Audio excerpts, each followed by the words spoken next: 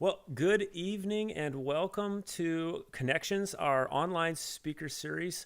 And today, this evening, we're in our final week, and we have a very special guest with us this evening. Actually, the only guest that was part of our speaker series last year. We got Dr. Laura Anderson. Welcome to our speaker series yet again. We're glad to have you with us. Thank you. Glad to be here. Well, last year, funny thing was last year you came and talked to us about vaccines, and that was just kind of like from a personal standpoint, just a kind of interest, topic. Oh, I don't know how vaccines have come about and how did they start and how did we get to where we are today in terms of vaccines. And within about 6 weeks, that conversation really started to ramp up for the novel coronavirus that was making its way towards the United States or beginning to proliferate here in the States. So we're glad to have you back Thank you. in order to talk once again about something a little bit more specific than vaccines in general. Yes. So tonight, what we're going to do is just spend some time talking about what you've seen in terms of kind of in your role as a pediatrician in terms of coronavirus, the impacts that it has had. We'll also talk a little bit about how we've gotten to where we are today in terms of our protocols. Like, I know there was a lot of confusion early on from different sources giving different reasonings or different ways to combat coronavirus, whether it was, as we were talking right beforehand, we were talking about, like, should you wash everything? Should you, can it be transmitted by surfaces? I remember one statistic on that saying that it could be like, 72 hours later, it was still on the surface or something like that. Right. And I remember that it was one report out of things. And we're also going to move then this evening to talk about moving from that, from those protocols to, like, what does it mean to, like, get tested? Like, what tests are available? Which are most effective? What are some of the differences between those two, or 2 or 3 tests, or whatever number there are out there? And then we'll also talk about the difference between isolation and self-isolating and quarantining, and when should one do what or the other.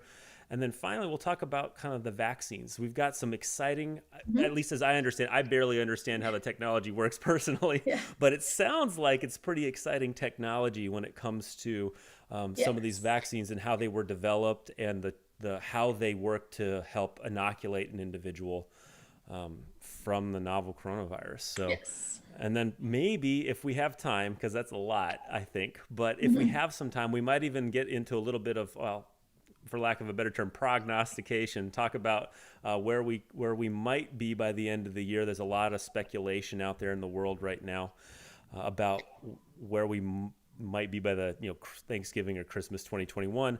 But mostly what I'd like to end with is kind of how do we approach this as followers of Jesus Christ? Like, how do we approach the facts, the news, the data we're getting, and the protocols that we're being asked to follow? I'd like to end with that. So before we get started, though, into the conversation, let's open with a word of prayer. Father in heaven, we thank you for your Son, Jesus Christ. Because of his death and his resurrection, his work at the cross, we know, Lord, that whatever comes, whatever we're experiencing now and whatever we will experience in the future, our safety, eternally speaking, our spiritual home is unaffected, our eternal heavenly home is unaffected, and that our life in you still holds true no matter what's going on in the circumstances around us. We ask that you would be with us this night, be with Dr. Anderson as she gives us her wisdom and allows us to glean from what she has learned and what she knows, as we make wise and good decisions, or attempt to make wise and good decisions as we love our neighbors and follow you, Jesus. Be with us this evening. It's in your name we pray. Amen. All right. So let's just get started with kind of like 2020. How did that go for you? Like, as you saw COVID-19 through the eyes of as you do pediatrician, as you see it through kids, how bad was it? Like, is it as bad as we were thinking it was, or was it overblown kind of media hype? Yeah, no, it was something totally kind of unexpected. We hear about it in the news in China, and then there's a few cases here in the United States. And we were actually out of town on spring break whenever everything kind of shut down. And whoa, the rodeo's closed, and now this is closed, and now the restaurants are closed. My goodness, what is going to happen with that? So, Right. of course, at work, we're getting every day multiple emails, for weeks. It's just basically every day was like, it's a new thing to learn, a new protocol to do. So this is different, this changed. And a lot of what happened is it was just so new that everyone was learning as they went.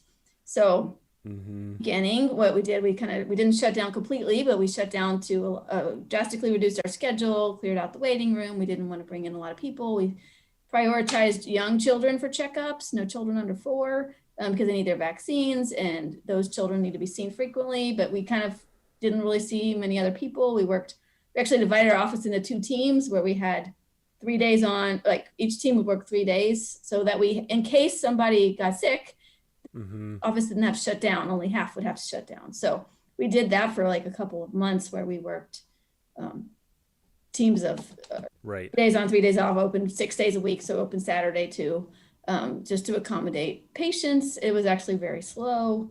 A lot of people were afraid to leave the house at that point, as we all know. Right. National lockdown, and that was sort of to get a grip on what the virus was like and what happened with it. That's where so you got like confusing information. Like first they said nobody should wear a mask, only healthcare workers. Well, the main reason for that was we didn't have enough for the healthcare workers, and we didn't know about the virus to know how effective masks were. And so when they suddenly changed and said, oh yeah, everybody should wear a mask, people were kind of like, well, why did you say that? Before you said they need to. But now that we had enough PPE for people, we realized the masks were probably the most effective thing to prevent it. We also over time realized that while hand sanitizing, wiping surfaces down, all that is important, the spread of the virus on surfaces is not the that spreads. So that's a good thing, because we didn't have to keep washing our groceries or sanitizing our packages, or we could be a little less concerned about that. However, the hard part is it's hard to be around people, which is what we all crave. And yes, I mean, that's that was the hardest part, is social distancing, and you can't go hug your parents and that kind of thing. So that was hard. One of the things, I mean, even at church, at Epiphany, one of the things we ended up doing was we ended up shutting down pretty quickly. Once the rodeo shut down, it became kind of obvious that this was going to be a bigger thing than many, at least I had been giving it credence up to that point. Yes.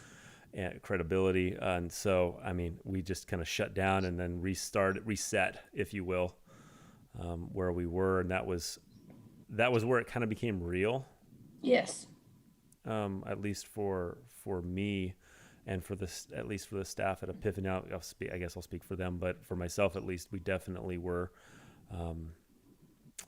definitely was where it became real. And so that all of a sudden, then that started this sort of, okay, so who are we listening to? What kind of when do we come back? How quick is this going to end? Because I know the thought at one point had been, oh, this will be over by June. June or July, it'll be quick, and then we'll move on. Yeah, my daughter's a high school senior at the time, and so we're like, well, surely graduation will be fine. You might not get prom, but hopefully graduation will be fine. And then, of course, that didn't exactly work out. So, right. In school, well, they kept closing it incrementally. Let's close it for 2 weeks, and then maybe we'll be back. And then all of a sudden, you're like, nope, no school.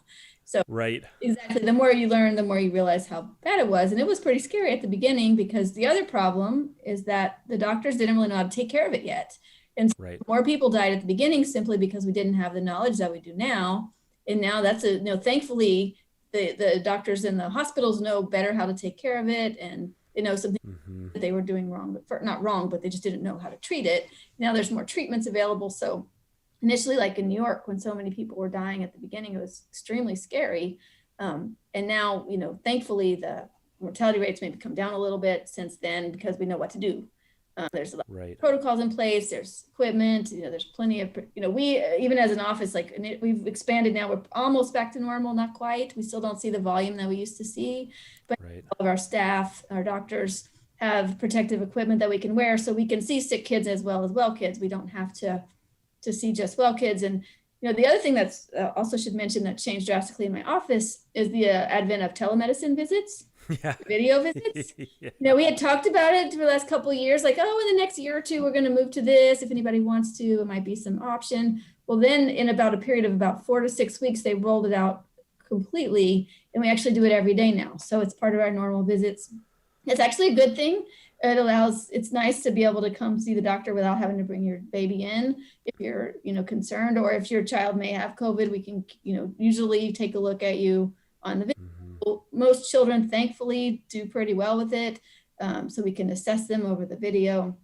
And if they're sick enough, obviously we can bring them in if we need to, but a lot can be done, more than I realized can be done on video. So you can get a pretty good look at a child and how they're acting, how they're, right. interacting with you. It's surprising. I didn't think when you told me 2 or 3 years ago you could do all these visits by video. I was like, what? But it's definitely a new thing, and that's going to stay. That's going to stay, and that's a good thing. It's certainly not the primary way we see patients, but today I maybe saw 5 out of 20 something. So it's a good portion of our day is video visits. So that's right. That's come about. That's probably here to stay, and is advanced. The technology advanced out of necessity, and it advanced really well. So. Yeah, that's one of the things that I think surprisingly, like there were some, at least for us at Epiphany, we quickly sort of embraced some stuff that had been out there. We'd been talking about for 2 or 3 years, but I was like, okay, now's the time, here's the kick in the pants to actually go do this and find that it's actually a blessing. Yes. And I'm sure teachers know all about this too, because they had to really pivot and do a lot of new stuff this year. I'd really feel for them because I know that was a drastic change. And not exactly like always a welcome one, because I know that while some folks have had a really, really good time with it, or at least have found the transition to be fairly easy, trying to teach online is it's got to be challenging, I imagine. One of the things I wanted to get to here, but want to get to testing, kind of like talking about like what if you think you have COVID-19, let's talk about how this works. Before we get there though, it seems like we've hit a pretty stable sort of spot when it comes to protocols. Like there's enough body of evidence for at least the major like biggest coronavirus player, if you will, version, the not the mutated ones that are showing up. Right. But there seems to be enough body of evidence at this point to where the protocols we've got in place now are pretty solid. Like wear the masks. Yes. Masks work. They just do. They do work. As uncomfortable as they are, they definitely work. I have heard so many stories about people they're like, yeah, I wear my mask, but I didn't wear my mask with this person in this situation, and they came down with it, and now I have it too. Exactly. So you really have to do that unless you're within your bubble of people that you're around all the time.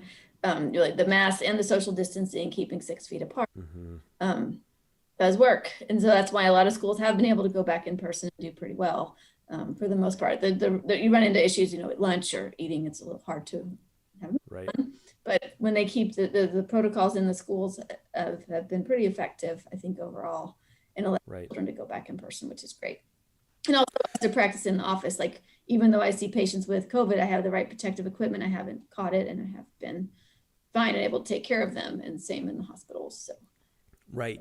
Well, that's right. I mean, we've also got new data on how long COVID-19 can last on surfaces. I know. For me, we had 72 hours.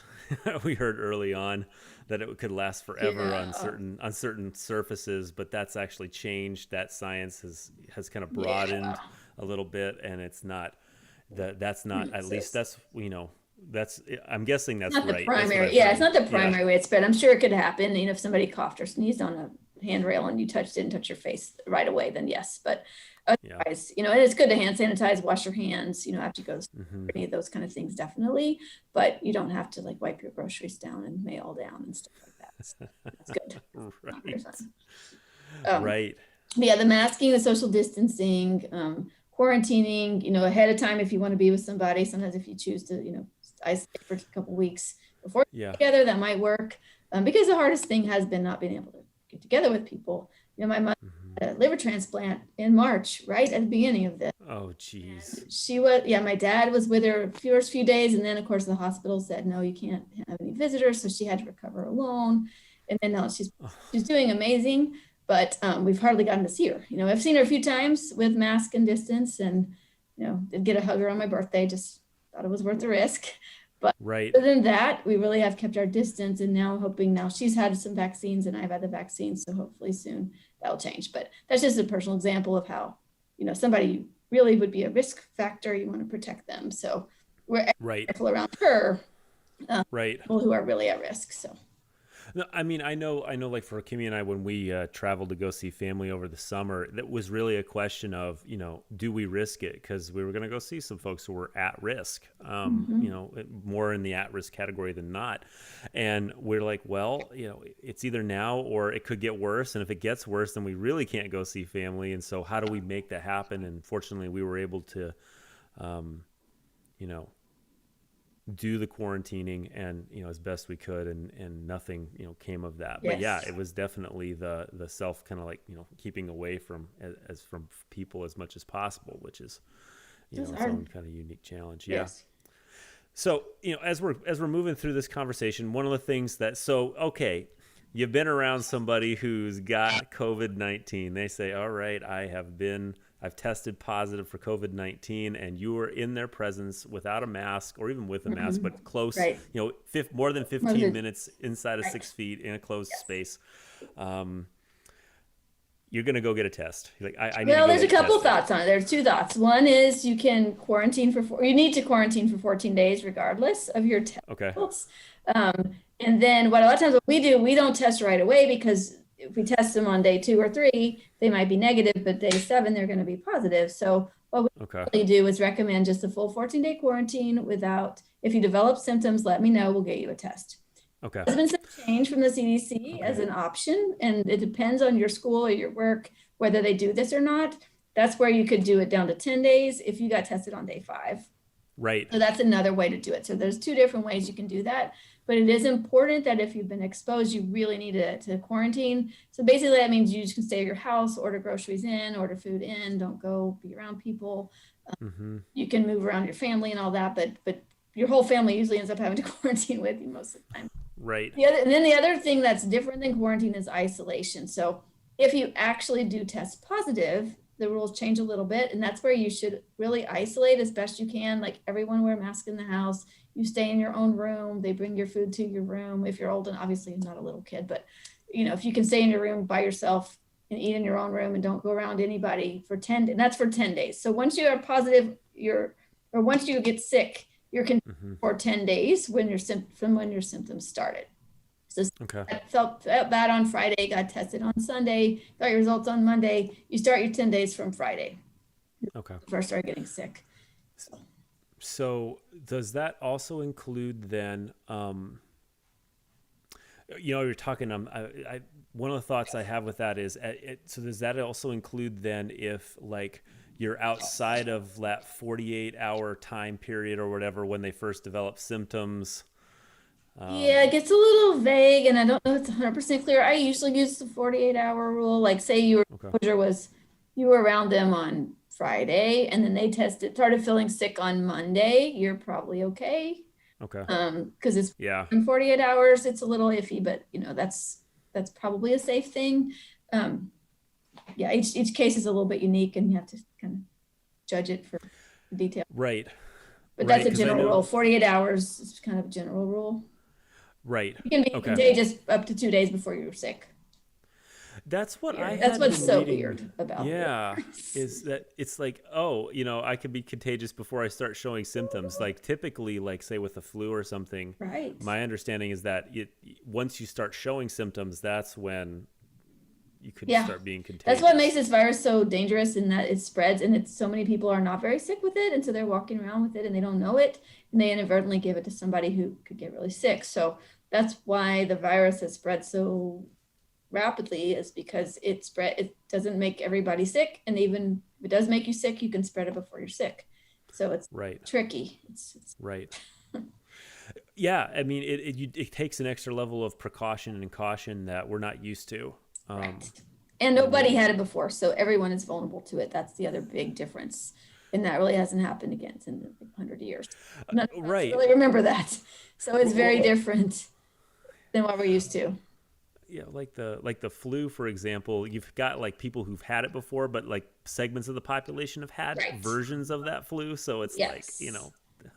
portions are already kind of inoculated against it. So it makes Right. it, not as prevalent to spread. And that's why Right. children get so many different viruses because they haven't had them yet, but the adults all have. And, one interesting Right. kind of tidbit side thing, that this, as in my job, this winter, we have seen very few other illnesses that we normally see. Like normally I would see one ear infection a day. I maybe have seen 10 to 15 in a year. I mean, it's Wow. really different. Or there's a virus called RSV that every fall, winter, October, November affects little babies. It's a pretty bad virus, puts a lot of babies in the hospital. I maybe saw one or two. I really didn't see it at all. And that's Wow. for 20 years, and that's never happened. Wow. Speaking of the flu, and this is, you gotta be careful with this because there are years when the flu does not show up in Houston until March or April. So it's not guaranteed, but we have not had any flu yet at all, really, to speak. Wow. One case at the hospital, that's it. So there's no, Wow. doesn't mean it's not coming. I still recommend your flu shot, absolutely. Right. But it could be I think because of the masks and the social distancing, it's made a difference in other diseases too. So that's, I guess, a benefit, but Yeah. Right. but Right. it makes you wonder how many babies get sick from the adults that are taking care of them because they're the ones wearing the masks. I don't know, but it's interesting and it's made practice very different this winter. We're mostly still seeing well children and a few minor illnesses and then COVID, of course. But and the other good thing about COVID for children is that for the most part, they don't get very sick. Not saying that they can't. There are some rare complications children can get. One is called MISC, inflammatory syndrome in children. It's pretty rare, thankfully, but it is quite serious. So there are a fraction of the children that develop that. So we are always kind of on the look of that, out for that. It's usually happens 2 to 4 weeks after the COVID, and they get high fevers and other organ involvement, and they're pretty sick. So that's scary. That's why it is a scary thing for kids. But thankfully, for the most children who get it don't have that, and they're pretty minor symptoms. But that's one thing we do have to worry about. So we certainly want to protect them as well. So. Right. I mean, this is like, the flip side of, well, kids don't really get impacted by it. Well, it's like, well, no, there's a small percentage of children who are extremely impacted by this. Yes. And it is true, a large majority of them are not. And the other group is athletes. Children, teenager athletes, they can have some cardiac complications. So that can them too. There have been some deaths in children who've had COVID and then, a month or two later they're running and they have heart problems. So we do like to clear those kids for sports after they've had COVID. We want to see them. And in some cases, depending on how bad their symptoms are, they need to see a cardiologist or get EKGs, echocardiograms. Not every kid, but you always, if you have COVID and you're an athlete, you should definitely check with your doctor to see what you need to be cleared to go back. Yeah. So that was actually gonna be my question. Yeah. Like, should you go, see a cardiologist or see your doctor if you're like, hey, I'm in sports, I play baseball, I play football, I play soccer. Right. I do cross country. Yes. So one thing is we want them to be completely better for 10 days. And it's kind of frustrating. Sometimes they're feeling better and they want to go back to their sport. But you be better for 10 days before you go back. And if you had really mild symptoms, we're usually going to let you go back. But if you were in the hospital or you had a fever for more than 4 days or there's different criteria for it. But the best thing I would advise people if they have had COVID and they're an athlete is to see your general doctor and ask them what they recommend, because they may need to be seen in person to listen to their heart and check their lungs and all of that stuff. So. I mean, this is the layers of complexity involved with COVID-19 really kind of beggars kind of belief in that you don't think about this in something that is so kind of easily spreadable. Like this stuff, this kinds of lingering challenges. Unless you're really vulnerable to something like the flu or, you've got lots of underlying symptoms. We're talking about people who don't necessarily have what we consider traditional underlying perfectly symptoms. Healthy kids. Yeah, perfectly healthy kids. And the other, I've had a few patients who still don't have taste and smell after months. It's not common, but that's not a very fun symptom either. They complain about it. for sure. Because it's just, usually it's just a week or two and it's better, but I've had a couple that have lingered. So, Yeah, and it's like, and well, and then you start wondering, is this ever coming back? Like, right. or has something permanent happened Yeah, here? yeah, yeah. Hopefully does. But Oh, the, yeah. the other thing about children is, and this kind of happened at the beginning, like the parents would say, well, I have COVID, so I don't want my kid to get sick. So I'm gonna let grandma watch them. I'm like, wait, the grandma's gonna get worse than the child probably, and the child may already been exposed anyway. So just, you have to kind of think about that. And sure enough, a lot of times the grandparent will get sick. And so it's normally that's who you go to, right? When you want somebody to watch your child. But in this case, you have to think differently about it because they're the ones who are more vulnerable than the parents for the child. Well, yeah. I mean, I've run into families, who will say, yeah, I mean, we all got tested, and if found out that, hey, we have, someone in the family has antibodies, and they did expect to have antibodies, and all of a Yeah, sudden it's like, oh, like, whoa, when did that happen? exactly. Because you can be asymptomatic. Yeah, it's interesting. So there is so much that we would kind of take for granted if it's like, the flu, or if it was Mhm. something more common or something we're more used to, that we wouldn't need to take those precautions, or we wouldn't Right. feel the need as direly to take those precautions as we might need to with COVID, as you're telling us Yes. we need to with COVID-19. Right. Yeah. And we've never had to do this before either. It's new, it's different, it's weird, and we don't, it's not fun. And Right. so, and then the Which is, hardest part is not being around people, or, the social implications, mental health implications on kids. yeah.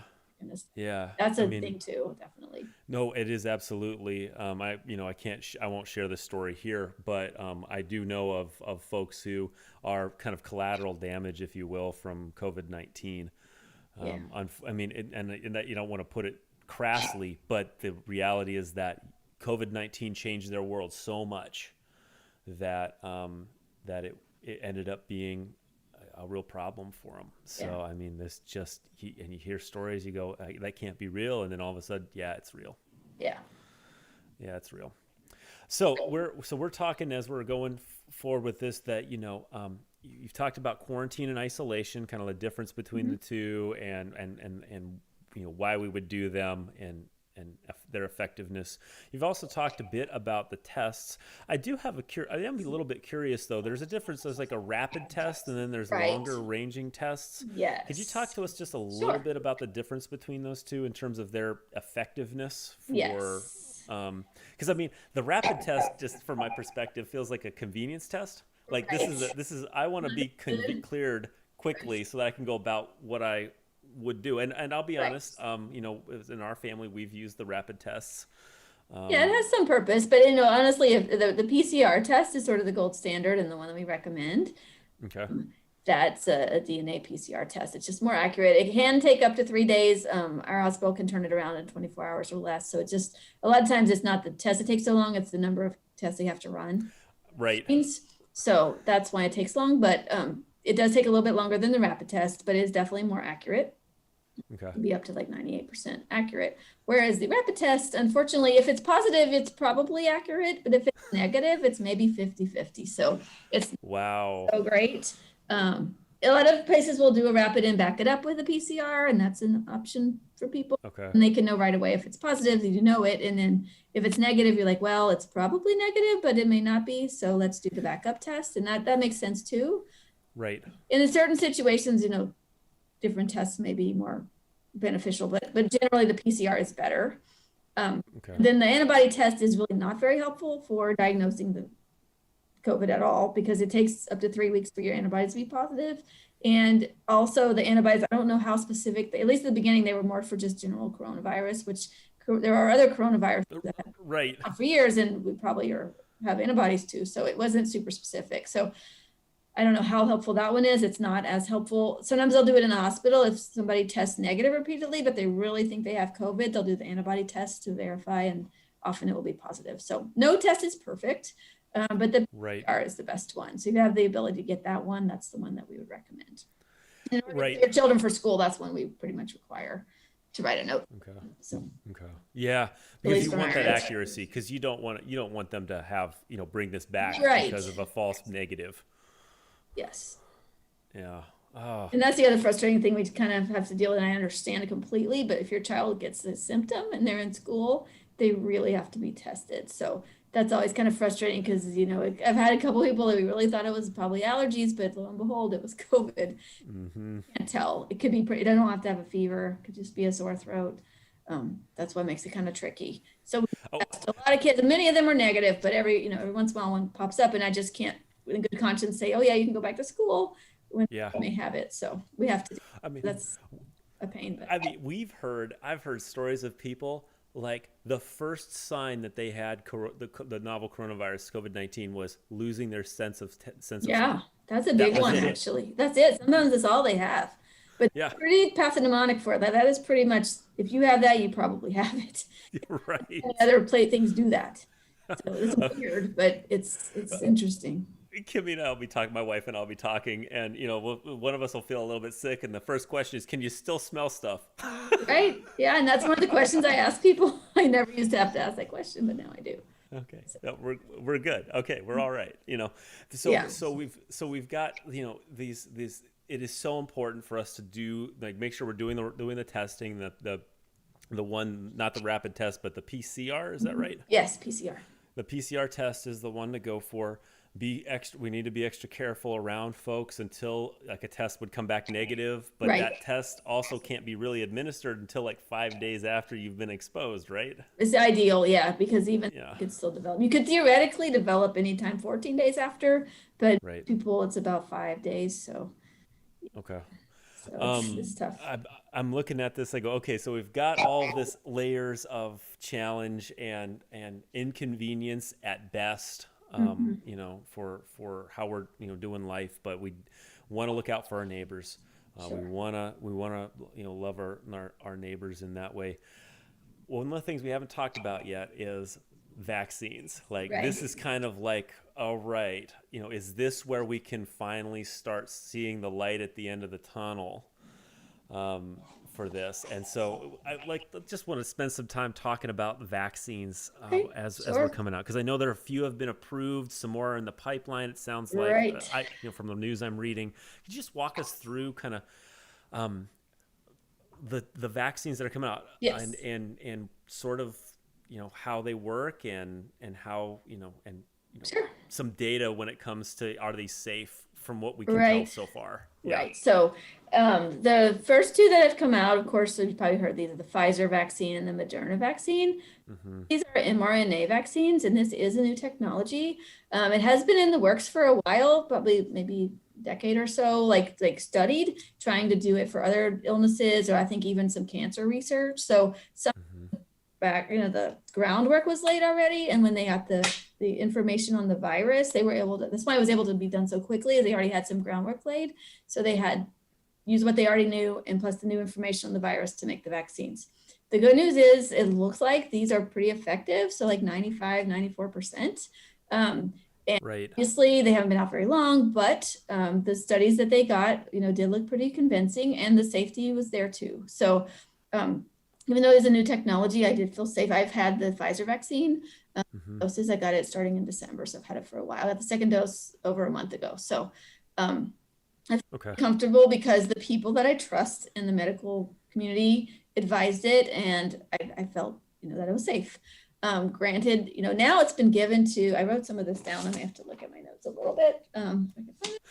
That's okay. I mean, one of the things that fascinated me, I read up a little bit about this mRNA vaccine and technology, and one of the things that fascinated me about the mRNA was the idea of you didn't need to cultivate this beginning with living cells. Correct. You could kind of start with a blueprint.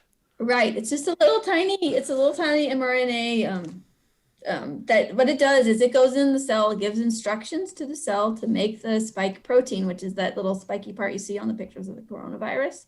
Mm-hmm. So in the little piece it makes is completely harmless, right? So your body, once that spike protein is in the cells, your body recognizes it as foreign and makes antibodies to it, so that when you see the real coronavirus, you know how to fight it off.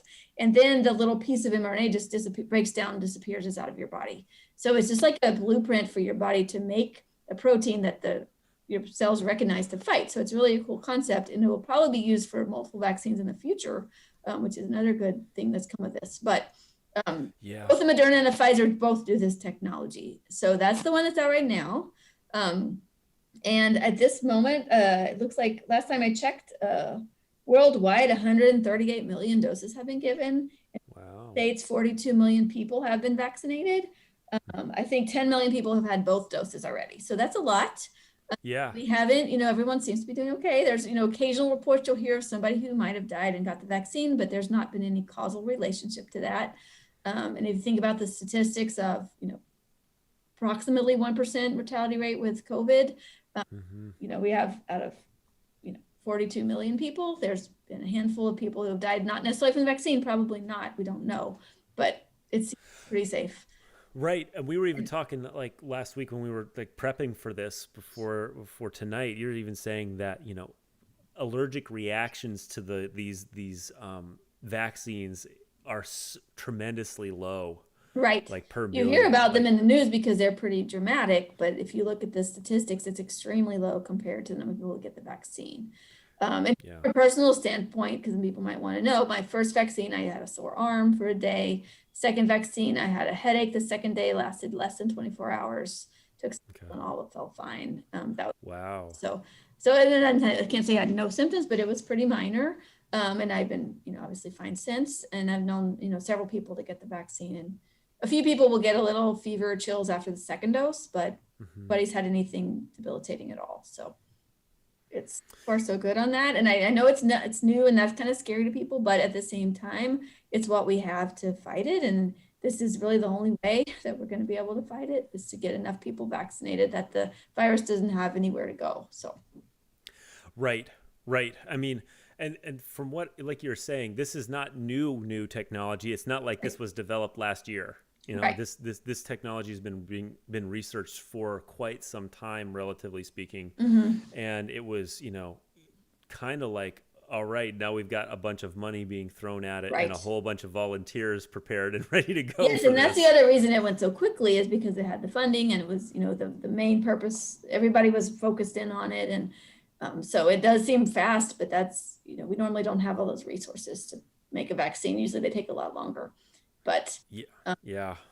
So it's good. And then the other ones aren't out yet. There are some that are more traditional, like the viral vector that they use, like just like a piece of a virus goes in. It does the same thing, but it's from a virus. I think they're using adenovirus. I'm not sure, but I don't think those have been approved yet. But they could be coming down the pipe soon. The benefit of some of those, it looks like they might be able to just be one dose, which is kind of challenging to get everybody 2 doses in a certain time frame. And the more people you can vaccinate, however you vaccinate them, the better.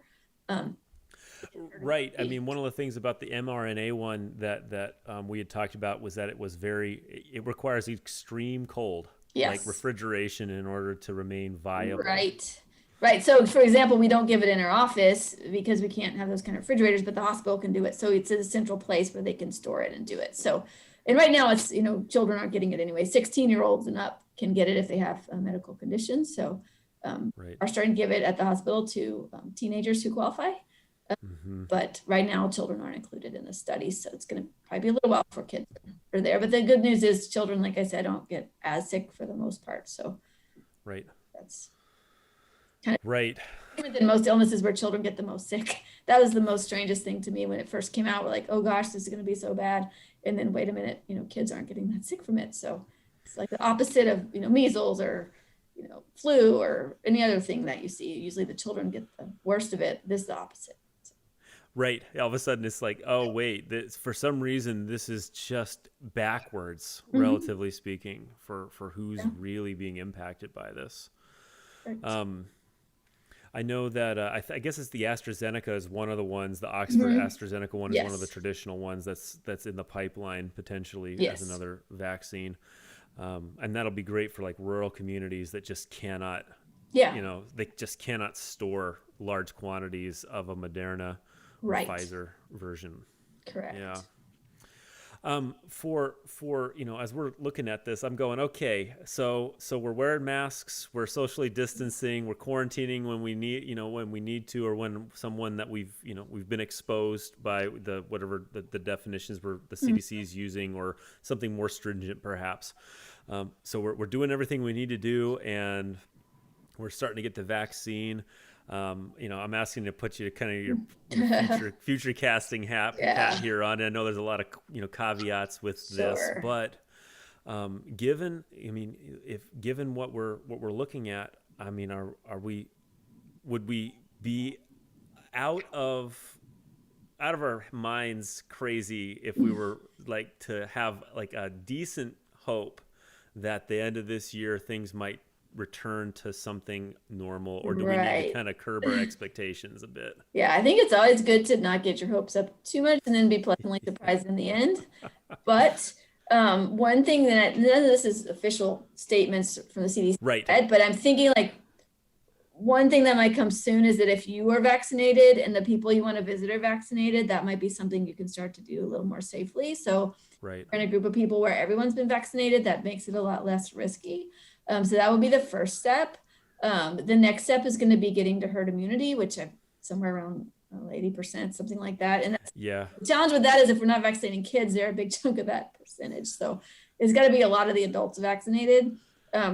But I'm hoping by like summer, the vaccines will be more widely available to the general population. Right. Just me, just guessing. I don't know. Right. I mean, the fall, winter of next year, I hope would be better. Like by the time, I don't know. For example, my daughter's college said they're hoping next year to go back to normal dorm. Mm-hmm. They don't have roommates. They just have a suite mate and they have people restricted off the campus. They're hoping that by fall, things will be a little bit more back to normal and they want that. So that's a little bit of summer of hope. So I think if we get maybe to summer and get more people vaccinated, and maybe by the end of next year, I think it's reasonable to hope for the end of 2021 to be I don't know if I'll be 100% back to normal, but hopefully it would be nice. There's I'm putting you kind of in a weird position prognosticating here because at the same time there's so many unknown variables. The new strains are a little bit scary. So hopefully if the vaccines work against them, then it'll be great. And hopefully they do. But that's the other unknown is was it going to mutate to something else? Right. I mean, I don't anticipate big lockdowns like before because that was more to get a grip on things. And now that we know how to handle it, I'm hopeful that things can go back to a normal with precautions in place versus the lockdown, which wasn't really good for a lot of things. Right. And I mean, there's so much going on, so many factors with all this. I do know that for us as followers of Jesus Christ, we kind of have one overwhelming factor, kind of overriding factor for our decision making, which is loving our neighbor. Mm-hmm. I mean, that's how we operate. And while that doesn't necessarily mean you must do X, Y, or Z, what it does mean is we need to be evaluating our actions and what we're doing and saying, how, for me, it's kind of like, how would I want people to treat my grandmother? Who's older, and how would I want folks to be around her? And how would I want folks to be around other people in my family who are more high at risk, and if I would want people to treat my family that way, then I probably need to be treating people who are not in my family, who I am closer to, nearer to interact with on a daily basis, more akin to that. Right. For example, like the mask is more for other people than yourself. I mean, it helps you too, but it's more to help other people. So that's one of the reasons to. Right. And I know, like for myself, Kimmy and I, we're also like, we're hopeful to get the vaccine whenever that becomes available for us too, because that's, part of how we're looking at it going, this is what we would, we're looking to do and how we can help this process. Right. Because the more people that get vaccinated, the more it helps everybody. Yep, exactly. It's not, just to protect it's not yourself. So much that we're not so worried about catching it as we are spreading it. Yeah, exactly. Sure. So you know what, one of the things that also we can do is say, there's also a lot of, for us, we don't need to, and maybe I don't need to put this online, but I'm going to anyway. We as human beings love to judge and pick on other folks to judge quickly. So whenever, I see someone not wearing a mask where they should be wearing a mask, my first thought is, why aren't you wearing a mask? But I don't know the person's full situation. So, so there's a lot of grace that needs to be, from our side as well. Because we're like, how do you love people? Well, like Jesus loved people. Right. And so that's a tough question, and everybody's got to kind of answer that, as they're following Jesus on their own. Yeah. So, any further final thoughts before we close our conversation here tonight? This has been fascinating for me. I have really enjoyed it, but anything else that we missed that we really feel like we need to talk about before we close? I think we covered most of the things I was thinking of sharing. Okay. Yeah. I'm going to go ahead and just throw it out briefly for those who are watching right now. If anybody's got any questions, we do have a couple of minutes for questions. I do wonder, for my own personal curiosity on this, I do wonder, is there any research on the kinds of masks out there that we should be wearing? Like, are gaiters effective? Gaiters probably not. N95s are the best, but honestly, you really have to be fitted for them to be the most effective. So, like, we had to go get fitted personally for a certain size, and we don't wear them all the time. We wear surgical masks routinely, and then if we're around a patient who has suspected symptoms, we wear both the N95 and the surgical mask. But surgical, I mean, any cloth, it has to be 2 layers at least. Right. And gaiters aren't really very effective. Scarves certainly aren't effective. It needs to fit pretty well, not be too loose, and obviously needs to cover your nose and your mouth. I've seen people wear it hanging down. So it has to cover your nose and your mouth and put a good seal on it, but whatever, it's comfortable. But the 2-layer mask for sure. And the ones are pretty decent. So none of them are perfect, but even if it's 50% or 70%, it's better than just coughing and breathing into the air. So. Right. And that's like, but the N95s are the best. They're the best. Okay. And I think even the ones you can buy, if not fitted, but if they need to fit pretty well, they need to.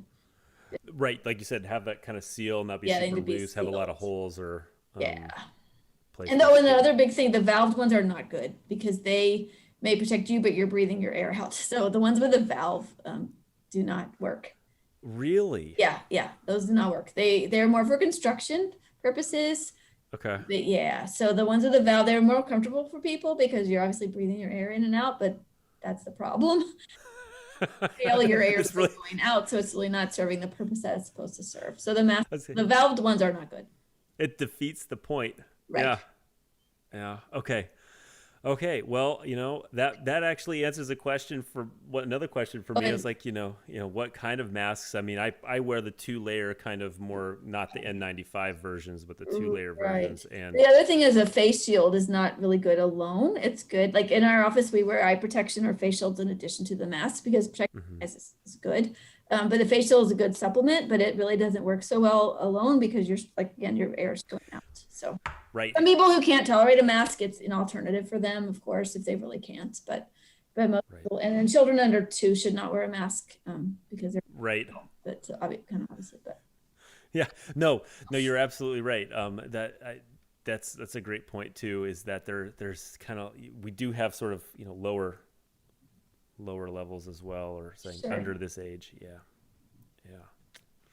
Well, Laura, I very much appreciate your time. I do have one question. So will toddlers who have been kept home have a time of catch up for their immune system when life returns to normal? That's a very good question. Maybe.